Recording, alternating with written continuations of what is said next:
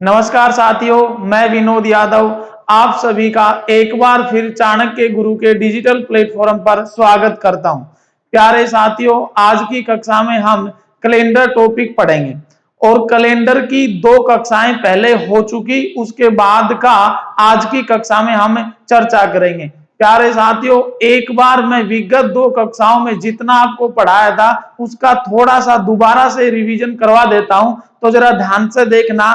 Calendar में हमने 2 कक्षाओं में क्या क्या पढ़ लिया और उसके बाद में हम आज की कक्षा में क्या पढ़ेंगे उसकी चर्चा करते हैं। तो जरा ध्यान से देखना, हम कैलेंडर पढ़ रहे थे तो कैलेंडर में हमने कुछ बातें सीखी थी विगत 2 कक्षाओं में। एक तो था दिवस के बारे में और एक था दिन के बारे में।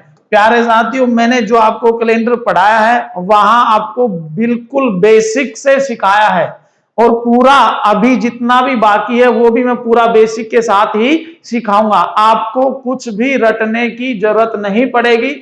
यदि आप इस टॉपिक को विगत 2 कक्षाओं को और इस कक्षा को यदि देखेंगे तो उसके बाद आपको कैलेंडर पढ़ने की कोई आवश्यकता नहीं होगी। तो जरा ध्यान से देखना, 2 कक्षा में अपन ने क्या पढ़ा था और उसके बाद आज की कक्षा में हमें कौन सी बातें पढ़ेंगे। तो जरा ध्यान से देखना, दिवस के बारे में मैंने कहा था 12 घंटे की जो अवधि है उसको हम क्या बोलेंगे, दिवस। और 24 घंटे की जो अवधि है उसको हम बोलेंगे दिन।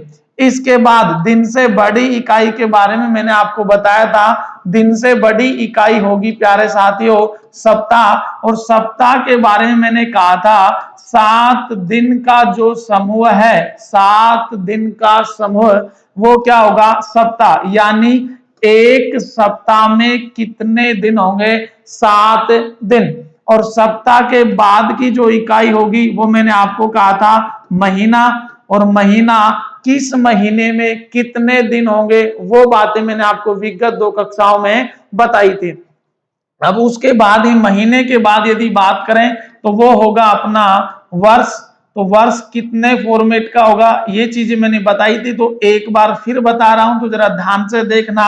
एक तो होगा अपना साधारण वर्ष। कौन सा वर्ष होगा साथियों, साधारण वर्ष। और एक होगा अधिवर्ष। कौन सा होगा, अधिवर्ष। साधारण वर्ष और अधिवर्ष के बारे में मैंने कहा था, साधारण वर्ष में तो मैंने आपको कहा कि वह वर्ष जिसमें 4 का भाग देने के बाद यदि कोई शेष बचे, जैसे फिर बता देता हूं एक बार, यदि यहां मैं लिखूं 2007 तो आपको जो 4 का भाग देना है, यानी ये 2007 साधारण वर्ष है या अधिवर्ष है, तो उसके लिए मैंने कहा था कि यहां आप 4 का भाग देंगे। 4 का भाग देना है आपको अंतिम 2 अंकों में, तो 0 और 7 में 4 का भाग देंगे तो आप अच्छे से समझ पाए होंगे कि कितना शेष बचेगा, 3 शेष बचेगा। तो यानी कुछ भी शेष बचे 4 का भाग देंगे तो अपने पास शेष जो बचेगा वो 1 बचेगा, 2 बचेगा, 3 यही बचेंगे। यदि 4 का भाग देने के बाद शेष 1, 2, 3 बचे तो वो वर्ष होगा साधारण वर्ष। और अधिवर्ष के बारे में मैंने आपको कहा, जैसे कोई भी वर्ष मैं यहां लिखूं 2008, यहां आप 4 का भाग देंगे तो 4 का भाग यदि यहां देंगे तो आपके पास यहां कुछ भी शेष नहीं बचेगा, इसलिए 2008 क्या है, अधिवर्ष। समझ गए होंगे। इसके बाद की यदि मैं बात करूं, उसके बाद मैंने कहा था आपको सबसे इंपॉर्टेंट जो बात थी आपको याद रखना था वो ये रखना था कि साधारण वर्ष में अतिरिक्त दिन, मैंने कहा था कि साधारण वर्ष में अतिरिक्त दिन कितना होगा, 1। साधारण वर्ष में अतिरिक्त दिन कितना होगा, 1। और अधिवर्ष में, किसमें, अधिवर्ष में अतिरिक्त दिन कितना होगा, 2। ये अतिरिक्त दिन है। साधारण वर्ष में अतिरिक्त दिन कितना होगा, 1। और अधिवर्ष में अतिरिक्त दिन कितना होगा, 2। ये साधारण वर्ष में अतिरिक्त दिन 1 और जो अधिवर्ष में अतिरिक्त दिन 2 क्या है, किस फॉर्मेट से आए, वो मैंने पिछली कक्षाओं में आपको बताया था। तो आप वहां यदि यहां समझ में नहीं आए तो पिछली 2 कक्षाएं जो हैं उनमें आप लोग समझ सकते हैं। इसके बाद चर्चा करते हैं। मैंने कहा था आपको कि 100 वर्षों में कुल कितने अधिवर्ष होंगे, तो आपको बताया था 24। तो 400 वर्षों में कुल कितने अधिवर्ष होंगे, मैंने कहा था 97, बताया था आपको ये बात। उसके बाद मैंने आपसे कहा कि 100 वर्षों में, कितने वर्षों में साथियों, 100 वर्षों में, ध्यान से सुनना, ये वाली बात तो मैं बोल रहा हूं कि 100 वर्षों में अधिवर्ष कितने होंगे, 24, और 400 वर्षों में अधिवर्ष कितने होंगे, 97। मैं यहां बात कर रहा हूं कि 100 वर्षों में, कितने वर्षों में, 100 वर्षों में कुल कितने अतिरिक्त दिन होंगे, कुल कितने अतिरिक्त दिन होंगे, उसकी मैंने आपको चर्चा की थी कि 100 वर्षों में अतिरिक्त दिन कितने होंगे, 5। 200 वर्षों में अतिरिक्त दिन कितने होंगे, 3। 300 वर्षों में अतिरिक्त दिन कितना होगा, 1। और 400 वर्षों में अतिरिक्त दिन कितना होगा प्यारे साथियों, 0। ये 100 वर्ष में अतिरिक्त दिन 5, 200 में अतिरिक्त दिन 3, 300 में अतिरिक्त दिन 1, 400 में अतिरिक्त दिन 0। यहां तक की बातें हमने विगत कक्षाओं में पढ़ लिया था। अब ये जो चीज आपको कहां काम आएगी, क्या है, यदि आपको यहां समझ में नहीं आया, आप पहली बार इस वीडियो को देख रहे हैं, तो आप इससे पहले 2 कक्षाएं कैलेंडर की हो चुकी हैं, उसको आप पहले देखें, उसके बाद तीसरी कक्षा को देखना। तो 100 वर्षों में अतिरिक्त दिन कितना, 5। 200 में कितना, 3। 300 में कितना, 1। 400 में कितना, 0। उसके बाद यदि मैं बात करूं कि 500 में अतिरिक्त दिन कितना, 5। 600 में कितना होगा, 3। और 700 में अतिरिक्त दिन कितना होगा, 1। और 800 में अतिरिक्त दिन कितना होगा, 0। ये वाली बातें समझ में आई होंगी आपको। 800 में यदि 0 है तो 1200 में भी अतिरिक्त दिन कितना होगा, 0। 1600 में भी अतिरिक्त दिन कितना होगा, 0। 1700 में भी अतिरिक्त दिन की यदि मैं बात करूं तो कितना, 5। 1800 में अतिरिक्त दिन कितना, 3। 1900 में अतिरिक्त दिन कितना, 1। और 2000 में अतिरिक्त दिन कितना, 0। प्यारे साथियों, आपको परीक्षाओं में प्रश्न यहीं से पूछा जाता है, 1600, 1700, 1800 और 1900 और 2000 के बारे में। तो आपको समझ में आया होगा। यदि समझ में नहीं आया, फिर बोल रहा हूं कि विगत कक्षाओं को आप एक बार देख लें। अब बात करते हैं ये वाली प्रश्न अपनी परीक्षाओं में किस फॉर्मेट से प्रश्न है पूछता है आपसे। तो प्यारे साथियों, जरा ध्यान से देखना, एक बार परीक्षा में प्रश्न पूछा गया था, ध्यान से देखना, यदि आप उस प्रश्न को बेसिक से नहीं समझेंगे, कोई सूत्र कोई ट्रिक से समझेंगे, तो आपको समझ में आने वाला नहीं है। मैंने आपको बताया है अतिरिक्त दिन क्या होता है, किस फॉर्मेट से आएंगे, वो चीजें समझा दी है। तो प्रश्न परीक्षा में क्या था वो जरा ध्यान से सुनना। प्रश्न था 28 मई, ध्यान से देखना प्यारे साथियों, 28 मई 2003 तक, 28 मई 2003 तक कुल कितने अतिरिक्त दिन होंगे, अतिरिक्त दिन थे। ध्यान से देखना, प्रश्न है अपना 28 मई 2003 तक कुल कितने अतिरिक्त दिन थे। आपको मैंने बताया कि 100 वर्ष तक अतिरिक्त दिन कितने थे, 5।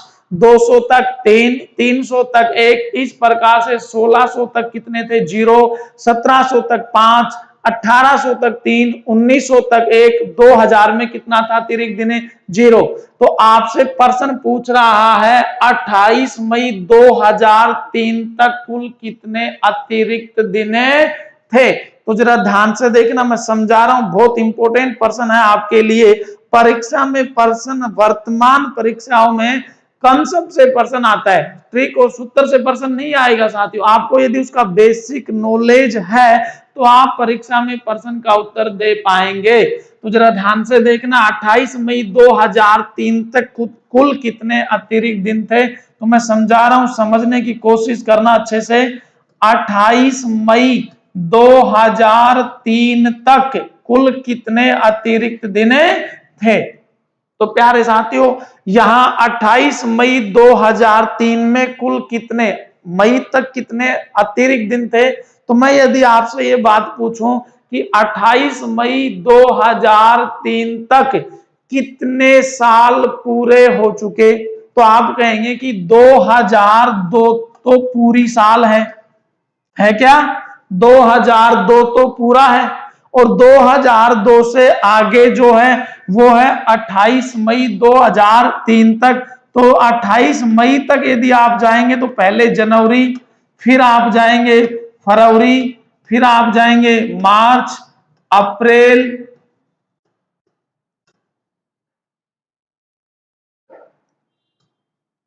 मई। यदि मैं बात करूं मई की, तो जरा ध्यान से देखना, 28 मई, देखो मैं क्या लिख रहा हूं, आप लोग इसको समझने की कोशिश करना एक बार।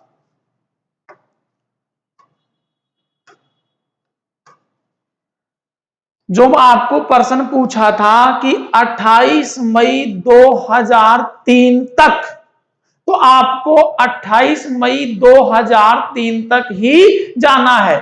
तो यदि आप 28 मई 2003 तक प्रारंभ से बात कर रहे हैं आप, तो 2002 तो पूरी साल है, उसके बाद 2003 में प्रवेश करेंगे आप, तो 2003 का जनवरी आएगा, फरवरी आएगा, मार्च, अप्रैल, मई। मई में आपको जाना है 28 मई तक। तो क्या जो ऊपर लिखा था 28 मई 2003, वो डाटा मैं यहां लिख दिया क्या? ये तो 2002 तक की बात हो गई, ये 2003 में 28 मई तक की बात हो गई। तो क्या 2003 28 मई तक आपने लिख दिया? इसके बाद आपको करना है जो 2002 है, इसको आप ऐसा लिख सकते हैं कि 2000 प्लस 2, यानी 2000 तो अलग हो गया, और 2001 और 2002 को आपने अलग कर दिया। तो मैं यहां शॉर्ट में लिखने के लिए 2000 प्लस 2 लिख देता हूं। यदि बात करूं कि 2000 में अतिरिक्त दिन, यहां मैं लिख रहा हूं अतिरिक्त दिन, क्या लिख रहा हूं? अतिरिक्त दिन। तो 2000 में जो अतिरिक्त दिन है, वो 2000 में अतिरिक्त दिन है 0, अभी अपन ने पढ़ा था थोड़ी देर पहले 2000 में 0 होगा, प्लस 2002 है, तो 2002 तक जाएंगे तो 2001 साधारण वर्ष, तो अतिरिक्त दिन कितना? 1। 2002 भी साधारण वर्ष, तो अतिरिक्त दिन कितना? 1। तो इन 2 साल में अतिरिक्त दिन कितने होंगे? 2। तो जो 0 और 2 लिखा, ये तो इस कॉलम की बात हो गई। अब बात करते हैं 2003 में आपको 28 मई तक जाना है, तो जनवरी में अतिरिक्त दिन कितने होंगे? अपन ने कल की कक्षा में पढ़ा था कि 3 31 दिन होंगे, 31 में अतिरिक्त दिन 3 होगा। फरवरी में कितना होगा? 0।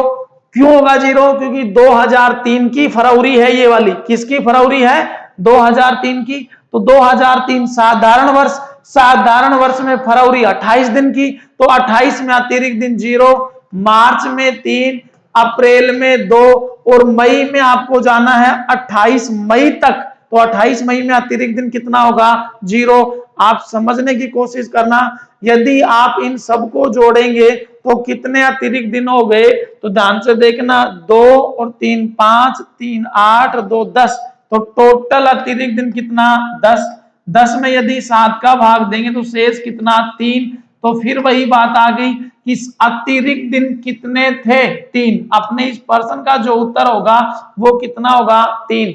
यदि आपको ये वाली बात समझ में नहीं आई तो एक बार वीडियो में पीछे जाकर आप देख सकते हैं कि इसमें 3 किस फॉर्मेट से आया।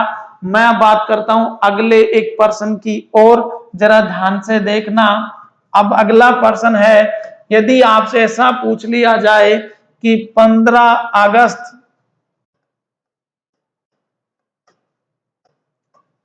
2007 तक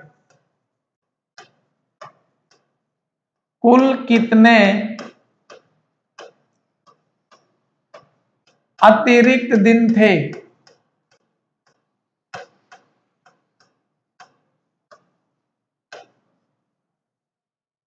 15 अगस्त 2007 तक कुल कितने अतिरिक्त दिन थे। यदि बात करें कि 15 अगस्त 2007 तक कुल कितने अतिरिक्त दिन थे, फिर वही बात, आपको बात कहां तक करनी है, 15 अगस्त 2007 तक। तो मैंने क्या कहा कि 15 अगस्त 2007 तक यदि आपको बात करनी है तो इसमें कितने साल पूरे हो गए, 2006 तो पूरे हैं, और 2007 में यदि जाएंगे तो जनवरी से लेकर जुलाई तक, और जुलाई से आप आगे जाएंगे तो 15 अगस्त आएगा। क्या मैंने जो 15 अगस्त 2007 को लिख दिया कि यहां तक, तो 2006 तक की बात हो गई। कितने साल पूरे हैं 2007 तक में, 15 अगस्त 2007 तक में कितने साल पूरे हैं, 2006 तो पूरे हैं। उसके बाद 2007 में यदि 15 अगस्त तक जाएंगे तो जनवरी, फरवरी, मार्च, अप्रैल, मई, जून, जुलाई, और उसके बाद में अगस्त में जाएंगे तो 15 अगस्त तक ही जाना है आपको। तो इसको लिखने का तरीका मैंने अभी थोड़ी देर पहले कहा कि आप इसको क्या लिख सकते हैं, 2000 प्लस 6 लिख सकते हैं साथियों। यदि यहां की मैं बात करूं तो जनवरी में अतिरिक्त दिन आप लिखेंगे 3, फरवरी में लिखेंगे 0, मार्च में 3, अप्रैल में 2, मई में 3, जून में 2 और जुलाई में 3। ध्यान से देखना, जनवरी, फरवरी, मार्च, अप्रैल, मई, जून, जुलाई, जुलाई में कितने होंगे 3, और अगस्त की यदि मैं बात करूं तो अगस्त में कितना आएगा अतिरिक्त दिन 1। अब बात करते हैं यहां अतिरिक्त दिन कितने हैं, तो आपको अभी कहा था कि 2000 में अतिरिक्त दिन कितना है 0, और 6 में, जो ये 6 साल हैं, 6 साल में साधारण वर्ष कितने और अधिवर्ष कितने, तो 6 साल में यदि मैं बात करूं तो साधारण वर्ष तो सॉरी अधिवर्ष तो है 1, और साधारण वर्ष कितने हैं 5। 6 साल में अधिवर्ष कितना है 1, तो 1 में कितना होगा 2, और 5 साधारण वर्षों में अतिरिक्त दिन कितने होंगे 5, तो कितने होंगे 7। तो इस बात को लिखने के लिए आप यहाँ क्या करेंगे, ध्यान से देखना, जितने वर्ष है ना, यहाँ जितने भी वर्ष हो, जैसे 2006 तो 2000 प्लस 6 लिख दिया इसको, तो जो 6 है उसको 6 का 6 लिख दो, प्लस आपको लिखना है कि यहाँ अधिवर्ष कितना आया, तो अधिवर्ष जो आया वो आया 1। तो देखना जरा ध्यान से, मैंने उधर जो आपको समझाया है 6 साल में अधिवर्ष 1, साधारण वर्ष 5, तो 1 अधिवर्ष में अतिरिक्त दिन होता है 2, और 5 साधारण वर्ष में अतिरिक्त दिन होता है 5, होता है कि नहीं होता है, तो 5 और 2 7, तो 6 और 1 7, वही बात आ गई। मतलब इन 6 को आप एक बार के लिए साधारण वर्ष समझ लें तो अतिरिक्त दिन 6, फिर आपको पता चलेगा कि एक अधिवर्ष भी है तो इसलिए उसका एक और जोड़ देंगे, क्योंकि अधिवर्ष में अतिरिक्त दिन कितने होते हैं साथियों 2, तो इसलिए यहां तक की बात ये होगी। समझ में आया होगा आपको। अब आपको क्या करना है, इन सबको जोड़ना था, तो 6 और 1 7, मैंने आपको थोड़ी देर पहले भी कल की कक्षा में भी कहा था कि यदि जहां योग 7 हो, एक बार देखते हैं पूरा इस कंसेप्ट के साथ, 6 और 1 7 10, 6 7 6 और 1 7 और 3 10, 10 और 3 13, 13 और 2 15, 15 और 3 18, 18 और 2 20, 20 और 3 23 और 1 24, टोटल कितने हो गए तेरे दिन 24। 7 का यदि भाग देंगे 7 तिया 21, शेष कितना बचा 3। तो वही बात होगी, आपसे प्रश्न पूछा था कि 15 अगस्त 2007 तक कुल कितने अतिरिक्त दिन थे, तो कितने हैं भाई, टोटल 24 हुए, अतिरिक्त दिन 7 का भाग देंगे तो शेष 3 ही बचेगा, तो अतिरिक्त दिन कितने होंगे 3, कितने होंगे 3। समझ में आया क्या आपको ये वाली बात। यदि समझ में नहीं आई हो तो वीडियो में आप लोग एक बार पीछे जाकर समझ लें, समझ में आ जाएगा। बात करते हैं एक पर्सन और की। ये तो बात हुई अपने अतिरिक्त दिन निकालने की, लेकिन साथियों परीक्षा में एक पर्सन इस फॉर्मेट से आता है वार निकालने का। क्या निकालने का, वार। क्या निकालेंगे, वार। तो ध्यान से देखना, यदि आपको वार ज्ञात करना है, तरीका कुछ भी चेंज नहीं करेंगे। यदि पर्सन ये आ जाए आपके साथ,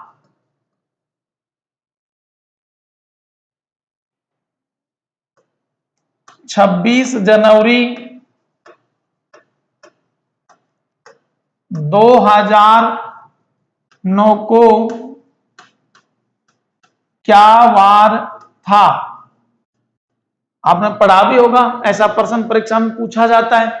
तो आप इस प्रश्न में आपको कोई सूत्र कोई ट्रिक नहीं लगाना, आपको करना क्या है वो मैं बता रहा हूं। आप एक बार सीधे वार की बात ना करें कि वार क्या है, आप ये देखें कि 26 जनवरी 2009 तक 26 जनवरी 2009 तक कुल कितने अतिरिक्त दिन थे। फिर मैं आपको बता दूंगा वार कैसे करना है। तो यदि इसमें आप लोग देखेंगे कि 26 जनवरी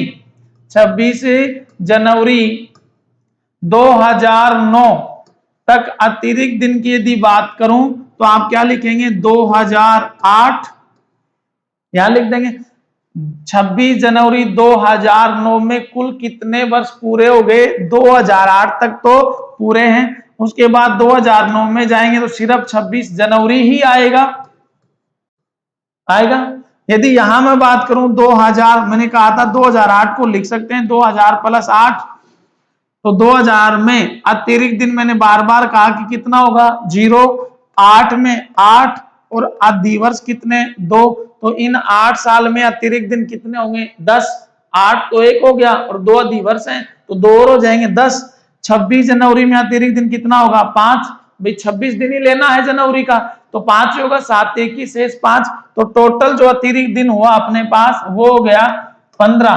15 में यदि 7 का भाग देंगे, देखना 8 2 10 5 15, 15 में 7 का भाग देंगे तो शेष कितना बचेगा अपने पास 1, यानी अतिरिक्त दिन क्या, अतिरिक्त दिन कितना बचेगा 1। यदि यहां अतिरिक्त दिन 1 बचा, लेकिन आपसे अतिरिक्त दिन नहीं पूछा, प्रश्न में आपसे पूछा था कि 26 जनवरी 2009 को क्या वार था। तो प्यारे साथियों ध्यान से सुनना, जितना भी अतिरिक्त दिन बचे वहीं से अपना सीधा वार आ जाएगा, आपको कुछ नया सूत्र ट्रिक कोड वगैरह याद रखने की जरूरत नहीं है। यदि अपने पास अतिरिक्त दिन 1 बचे, क्या बचे अतिरिक्त दिन 1, तो आप कहेंगे कि सोमवार होगा, क्या वार होगा सोमवार।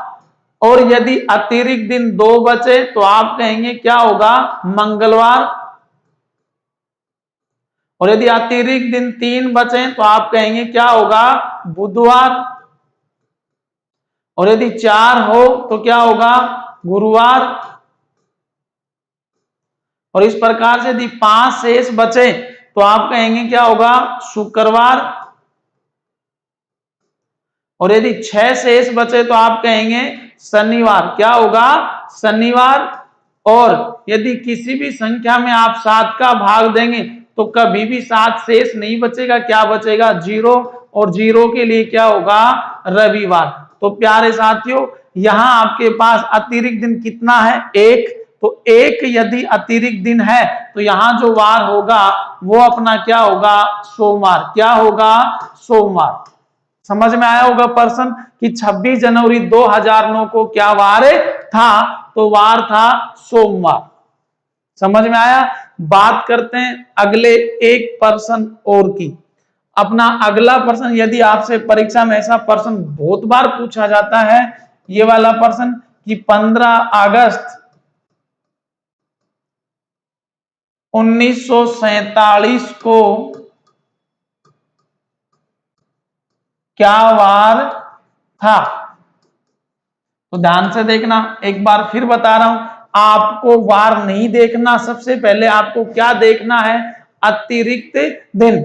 अतिरिक्त दिन देखने के बाद यदि आपके पास अतिरिक्त दिन 1 हो तो आप उत्तर देंगे सोमवार, अतिरिक्त दिन 2 हो तो आप उत्तर देंगे मंगलवार, अतिरिक्त दिन 3 हो तो उत्तर देंगे बुधवार, अतिरिक्त दिन 4 हो तो उत्तर देंगे गुरुवार, अतिरिक्त दिन 5 हो तो उत्तर देंगे शुक्रवार, अतिरिक्त दिन 6 हो तो उत्तर देंगे शनिवार, और किसी भी में भी अतिरिक्त दिन 7 नहीं बचेगा, 0 बचे तो आप उत्तर देंगे रविवार। तो बात करते हैं इस प्रश्न के उत्तर की। तो सबसे पहले आपको देखना है कि 15 अगस्त 1947 तक अतिरिक्त दिन कितने हैं, यही देखना है। तो 15 अगस्त 1947 तक अतिरिक्त दिन की यदि मैं बात करूं तो मैंने कहा कि जितने यहाँ 15 अगस्त 1947 है तो कितने साल पूरे हो गए, आप कहेंगे साहब 1946 तक तो पूरे वर्ष हैं। उसके बाद 1947 में जाएंगे तो जनवरी से आपको जाना है अगस्त तक, तो 15 अगस्त 1947 तक जाना है, तो 1946 तक को तो आपने यहां लिख दिया, फिर जनवरी से जुलाई तक का ये कॉलम बना दिया और 15 अगस्त का मैं कॉलम अलग बना देता हूं। तो क्या ये जो मैंने लिखा वो 15 अगस्त 1947 हो गया क्या? बिल्कुल हो गया। अब 1946 की यदि मैं बात करूं तो आप इसको, मैंने कहा कि 1900 प्लस आप क्या लिख सकते हैं 46। 1900 में यदि अतिरिक्त दिन की बात करूं तो मैंने आपको कहा था कि 1600 में अतिरिक्त जो दिन होता है वो 0, 1700 में अतिरिक्त दिन जो होता है 5, 1800 में अतिरिक्त दिन होगा 3, 1900 में अतिरिक्त दिन होगा 1, 2000 में अतिरिक्त दिन होगा 0। ये मैंने बता दिया आपको। तो 1900 में अतिरिक्त दिन कितना होगा 0।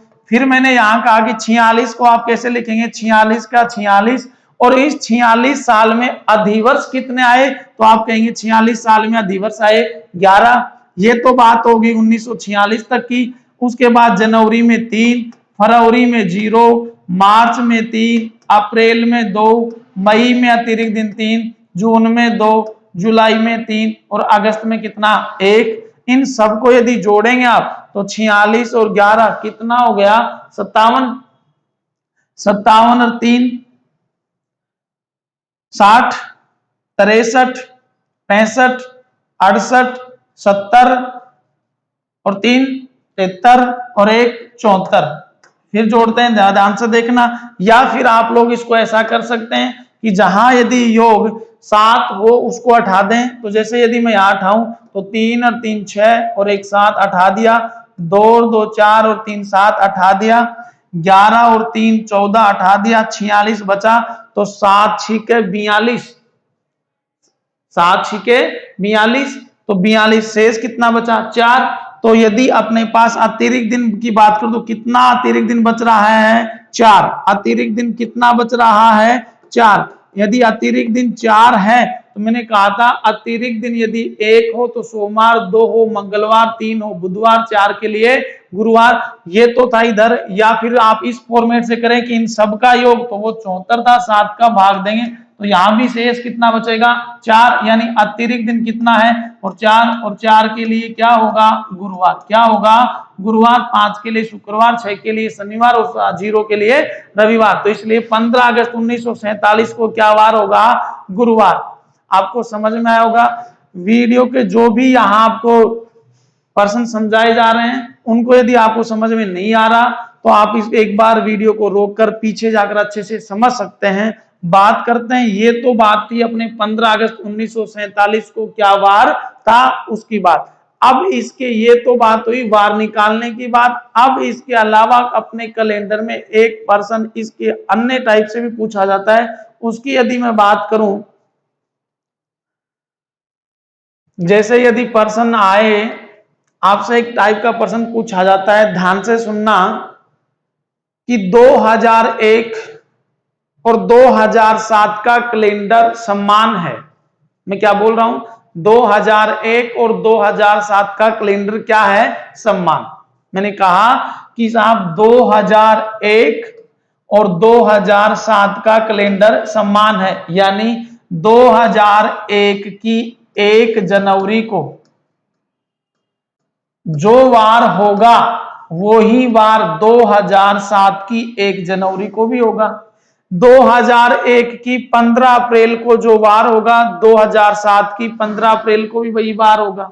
मतलब आपसे परीक्षा में प्रश्न पूछा जाता है किस वर्ष का कैलेंडर किस वर्ष के समान होगा। यदि ऐसा कोई भी प्रश्न आए तो उसके लिए आपको क्या करना है जरा ध्यान से देखना।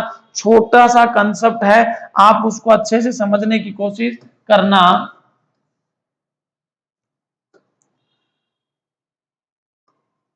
आपको कोई भी वर्ष बोले, जैसे मैं यहां लिखूं 2004, 2005, 2006, 2007। अब यदि आपसे प्रश्न ये पूछ लिया जाए कि 2004 का कैलेंडर किस वर्ष के कैलेंडर के समान होगा, यानी जो 2004 का जो कैलेंडर है ना, सेम उसी फॉर्मेट का कैलेंडर आगे किस वर्ष में आएगा।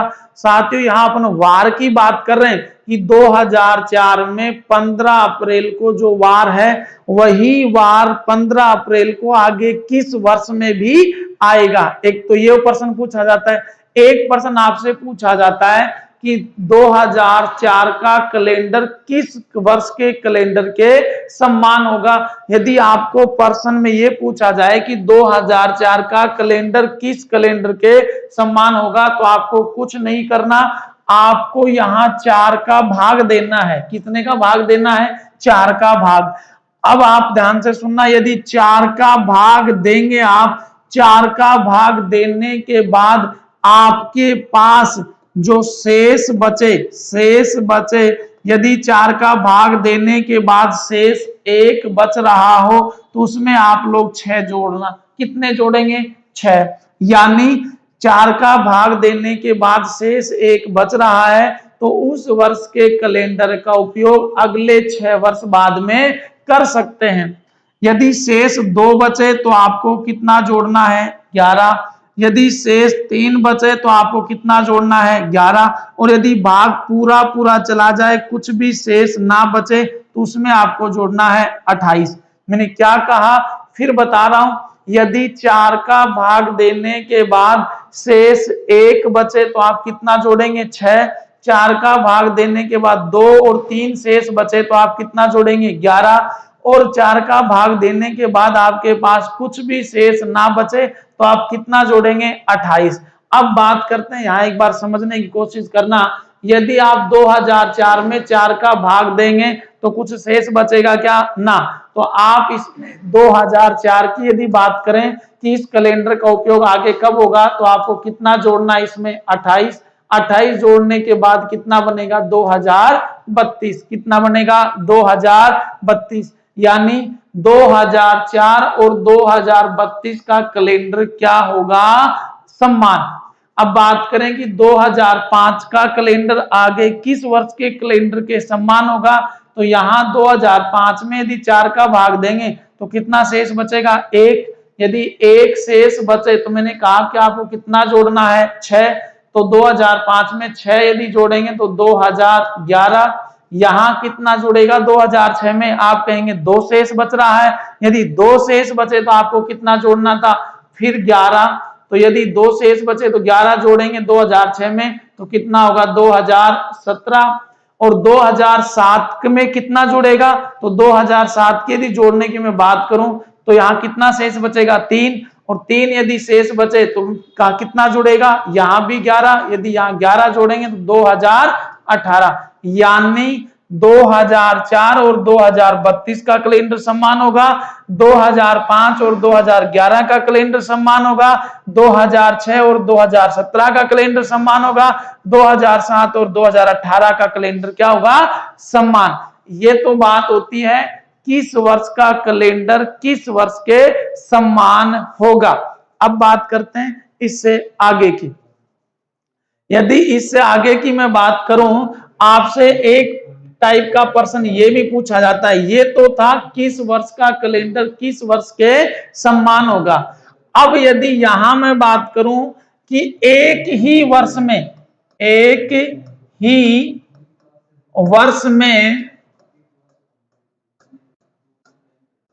किस किस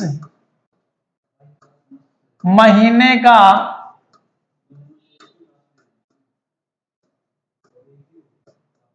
कैलेंडर समान होगा, तो ध्यान से देखना। आपको कुछ नहीं करना, कुछ याद नहीं करना। फिर बोल रहा हूं, आपको एक ही कंसेप्ट याद रखना है, अतिरिक्त दिन। अब बात करें कि एक ही वर्ष में किस किस महीने का कैलेंडर समान होगा। यदि ऐसा कोई भी पर्सन आए, पर्सन किस फॉर्मेट से आएगा वही मैं आपको बताऊंगा। तो पहले आप इस बात को समझें। अपने पास जो वर्ष हैं वो 2 फॉर्मेट के थे। मैंने आपको कहा, एक तो था साधारण वर्ष और एक था अपने पास अधिवर्ष। तो प्यारे साथियों, आप सबको पता होगा कि साधारण वर्ष में किस किस महीने में अतिरिक्त दिन क्या होगा। यदि मैं बात करूं साधारण वर्ष में जनवरी में 3, फरवरी में 0, मार्च 3, अप्रैल, मई, जून, जुलाई, अगस्त, सितंबर, अक्टूबर, नवंबर, दिसंबर। यानी साधारण वर्ष में जनवरी महीने में अतिरिक्त दिन कितना होगा 3, फरवरी में कितना होगा 0, मार्च में 3, अप्रैल में 2, मई में 3, जून में 2, जुलाई अगस्त में 3 3, सितंबर में 2, अक्टूबर में 3, नवंबर में 2 और दिसंबर में 3। एक बार यहाँ की भी लिख देता हूं मैं। तो अधिवर्ष में, साधारण अधिवर्ष में यदि बात करूं कि जनवरी महीने में अतिरिक्त दिन 3, फरवरी में होगा 1, मार्च में 3, अप्रैल में 2, मई में 3, जून में 2, जुलाई में 3, अगस्त, सितंबर, अक्टूबर, नवंबर और दिसंबर। यदि आप ये देखें तो आपको सिर्फ साधारण वर्ष और अधिवर्ष में एक ही चीज का अंतर है कि साधारण वर्ष में फरवरी में अतिरिक्त दिन कितना होगा 0 और अधिवर्ष में फरवरी में अतिरिक्त दिन कितना होगा 1। यदि इतना आपको याद है तो आप ये वाली टाइप का कोई भी प्रश्न आप गलत नहीं करेंगे। आपको करना क्या है, यदि मैं बात करूं कि जनवरी महीने का कैलेंडर इसी वर्ष यानी साधारण वर्ष, तो जनवरी महीने का कैलेंडर आगे किस कैलेंडर यानी किस महीने के कैलेंडर के समान होगा। तो यदि आपको जिस महीने से पूछा जाए और आगे की यदि बात करें तो आपको जैसे जनवरी से पूछ रहा है तो जनवरी से जोड़ना प्रारंभ करेंगे, फरवरी से पूछ रहा है तो फरवरी से जोड़ेंगे, मार्च से पूछ रहा है तो मार्च से जोड़ेंगे। जोड़ने वाली बात तो आपको समझ में आ गई कहां से जोड़ना है। अब जोड़ने के बाद क्या करना है, यदि आपके पास योग 0 हो, वो बताऊंगा कैसे होगा योग 0, 7 हो, 14 हो, 21 हो और 28 हो, ये वाली बात यदि जहां भी हो रही है वहां आप लोग समझना। जैसे मैं जनवरी से जोड़ना प्रारंभ करूं तो 3 और 0 3, यहां 3 6, 2 8, 3 11, 2 13 और 3 16, 3 19 और 2 21। मतलब यहां तक योग कितना हो गया 21। मैंने कहा कि योग 0 7 14 21 हो तो 21 यहां तक हो गया। जहां तक योग इनमें से कुछ भी हो रहा हो ना, कोई भी एक योग हो रहा, तो इस जनवरी महीने का कैलेंडर इससे अगले महीने यानी इस जहां 21 हुआ वहां नहीं होगा, उससे अगले महीने के कैलेंडर के क्या होगा सम्मान। तो ये वाला जो महीना है वो कौन सा है, अक्टूबर। ये दिसंबर, ये नवंबर, ये अक्टूबर, तो जनवरी का महीना और अक्टूबर का महीने का कैलेंडर क्या होगा सम्मान।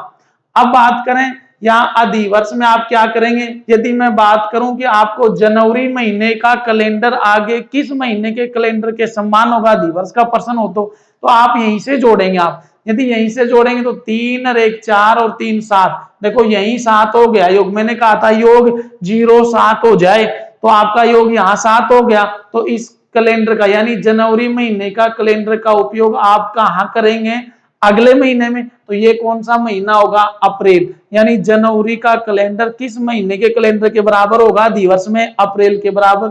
यदि एक बार आप यहाँ तो आगे योग करेंगे ना 21 के बाद में तो कहीं 7 0 21 नहीं होगा, लेकिन यहाँ यदि आप देखेंगे तो इसके आगे भी योग एक और बनेगा। तो वो कैसे करेंगे, यहाँ तक तो योग 7 हो गया। तो इस जनवरी महीने का कैलेंडर का उपयोग एक बार तो आपने कर लिया अप्रैल में, यानी अप्रैल के कैलेंडर के क्या हो गया सम्मान। इसके आगे भी आप जोड़ें, आगे यदि जोड़ेंगे तो 2 3 5 2 7, यहां भी 7 हो गया, यानी इसका उत्तर ये भी होगा। तो ये कौन सा महीना है, जुलाई। तो अधिवर्ष में जनवरी का कैलेंडर, अप्रैल का कैलेंडर और जुलाई का कैलेंडर, ये तीनों कैलेंडर क्या है, तीनों महीने के कैलेंडर क्या है सम्मान। उसके आगे यदि देखेंगे एक बार तो 3 और 2 5, 3 8 और 2 10 और 3 13 आगे योग इनमें से कोई नहीं हो रहा। तो इसका मतलब आपको ये वाली बात समझ में आई होगी कि किस महीने का कैलेंडर किस महीने के कैलेंडर के सम्मान होगा। फिर बता रहा हूं एक बार समझना, यदि आपको जनवरी से आगे की बात पूछे तो आपको जनवरी से इनका अतिरिक्त दिनों की संख्या को जोड़ना है। जहां योग 0 7 14 21 28 हो उससे अगला महीने का कैलेंडर उस महीने के कैलेंडर की क्या होगा सम्मान। ये तो था प्यारे साथियों इस कैलेंडर के बेसिक कंसेप्ट की बात। आप लोगों को किस टाइप का प्रश्न पूछा जाएगा, जो जो मैंने आपको अभी तक बेसिक सिखाया है उसकी आप कल की कक्षा में आप लोग समझेंगे कि कौन सा पर्सन किस टाइप से आएगा। तो आज की कक्षा में सिर्फ इतना ही, और साथ में ही आपको एक सूचना और कि इस जो भी मैं आपको यहाँ पढ़ा रहा हूं उसकी जो पीडीएफ है, यहाँ जो आपको नोट्स बनाए हैं जो जो पर्सन टाइप का सिखाया है उसका पीडीएफ आपको टेलीग्राम ग्रुप में मिल जाएगा। और टेलीग्राम ग्रुप का जो लिंक है वीडियो के नीचे डिस्क्रिप्शन में आपको मिलेगा, वहां जाकर आप टेलीग्राम को ज्वाइन करें। उसके बाद आपको सभी वीडियो के जो नोट्स हैं उनकी पीडीएफ आप तक पहुंच जाएगी। धन्यवाद। बात करेंगे अगली कक्षा में।